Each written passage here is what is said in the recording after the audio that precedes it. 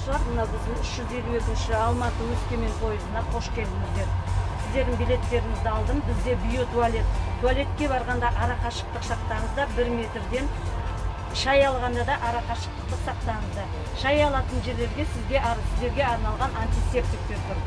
Мына нерабочий тамбурларда мына утилизация маскаларын санайтын айналы қорапша тұр. Әрі мусор салатын ящиктерімізде сол жақта.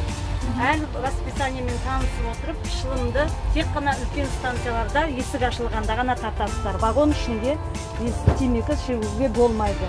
Ыстық суларыңыз дайын, туалет ашық, туалет биотуалет, туалеттің қағазын унитазға салмаңыздар.